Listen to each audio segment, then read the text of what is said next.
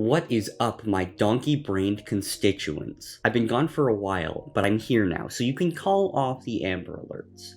You may have seen the news over my absence. A bajillion headlines all reading, CS2 announced, Valorant dead game. And while that may end up becoming true, I wouldn't bet your schmeckles on it quite yet. I'm gonna waste a few minutes of your time and explain why Valorant e-couples will stay around, like that little desire in the back of your head to try a little crack.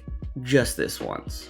Now, note that this is going to be an Overwatch 2 situation. Instead of, actually updating their game, Valve decided to do an engine update, create a counter to smokes, and call it a day.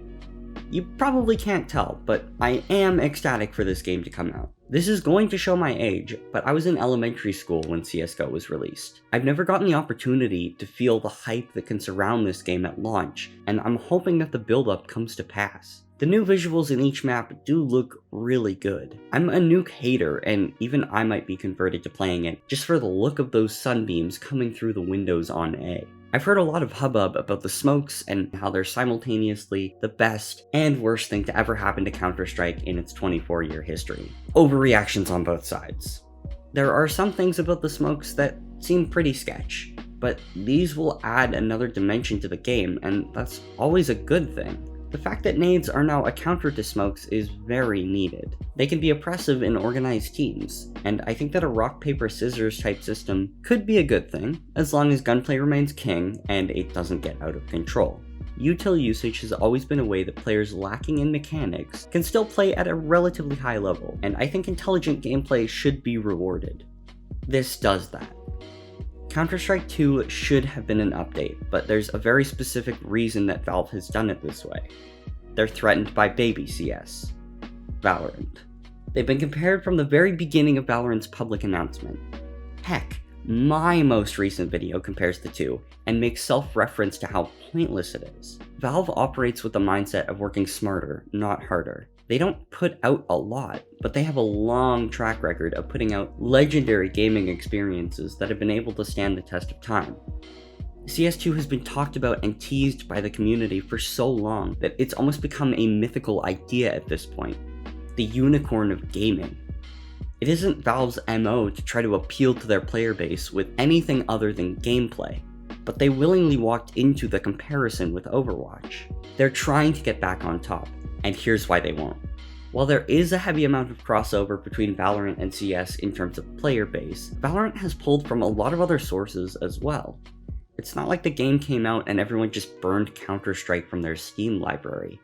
There was some cannibalization happening at launch, but I would argue that Valorant has pulled just as many League casuals into trying their first FPS as they pulled from the CS community. One thing that I've learned about Counter-Strike players over my short time on the internet is that you guys are crusty as hell. You're the get-off-my-lawn geezers of gaming. For many in the community, they aren't the most receptive to drastic changes in gameplay that they already know is really fun and addictive. There's been a huge chunk of Counter-Strike players that Valorant will never touch, because they have a self-diagnosed allergy to Riot and hero shooters. You can't be indoctrinated if you're unwilling to sit in the seminar, if you're catching my drift. So what does this mean for CS2? Well, to be honest, I don't think it changes much. CS esports still go hard, with tournaments bringing in 500,000 viewers easily. And recently Counter-Strike hit a new all-time peak for concurrent player base at over 1.5 million players. Those are the people who will dive right back into CS like they never left. Jordan coming back to the NBA after basketball, Brendan Fraser becoming a whale again, Backstreet's back type stuff. But Valorant will still have its place.